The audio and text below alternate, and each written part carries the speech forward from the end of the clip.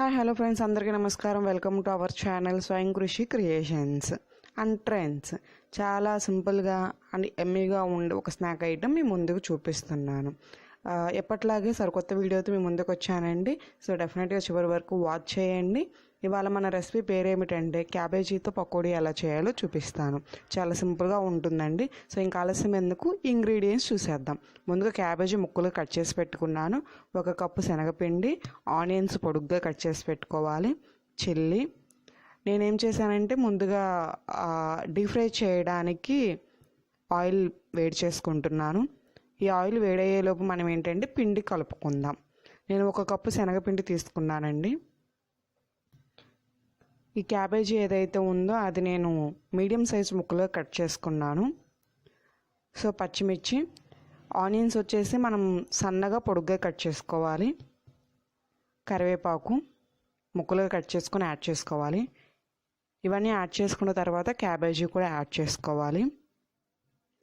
మనకి పకోడీ చేయడానికి ఎలా అయితే చేసుకుంటామో, ఎలా కలుపుకుంటామో పిండిని, అలాగా వాటర్ యాడ్ చేసుకొని రుచికి సరిపడా సాల్ట్ యాడ్ చేసుకొని కలుపుకోవాలి.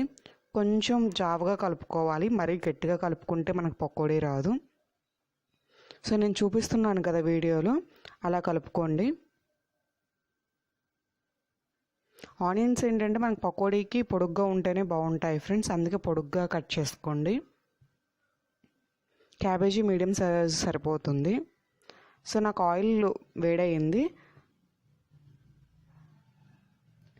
చక్కగా మనం పకోడీకి ఎలా వేసుకుంటామో అలా ఆయిల్లో వేసుకుంటే సరిపోతుంది. మనం ఆయిల్ని ముందే వేడి చేసుకున్నాం కదా ఫ్రెండ్స్, అందుకని త్వరగానే డీప్ ఫ్రై అవుతాయి.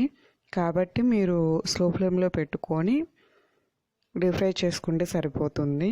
ఇలా కొంచెం కొంచెంగా యాడ్ చేసుకోండి పిండిని. మనకేంటంటే 1-2 సార్లు తిప్పుకోవాలి. బట్ తిప్పుకునేటప్పుడు మనం జాగ్రత్తగా తిప్పుకోవాలి, లేకపోతే అవన్నీ విడివిడిగా అయిపోతాయి. చూసారుగా, మనకి క్యాబేజీ వేయడం వల్ల డీప్ ఫ్రై అవ్వడానికి కొంచెం టైం పడుతుంది ఫ్రెండ్స్. ఒక 5 మినిట్స్ లేదా 7 మినిట్స్ వరకు పడుతుంది. డీప్ ఫ్రై బాగా అయిన తర్వాత మనకి కలర్ మారిపోతుంది, గోల్డెన్ బ్రౌన్ కలర్ వచ్చేస్తుంది. అలా వచ్చినప్పుడు మీరు ఒకసారి తిప్పేసుకొని ఇలా బయటికి తీసుకుంటే సరిపోతుంది. మనకు పకోడీ ఏమిటంటే ముద్దగా రాదు, పొడి పొడిగా వస్తుంది అన్నమాట. అలా వచ్చిన తర్వాత చక్కగా మీరు గిన్నెలోకి సర్వ్ చేసుకుంటే సరిపోతుంది. మీగా టేస్టీగా ఉండే పకోడీ రెడీ అయింది ఫ్రెండ్స్. చక్కగా వేడివేడిగా ఉన్నప్పుడే తినేయండి, చాలా బాగుంటుంది. సో డెఫినెట్గా ట్రై చేయండి.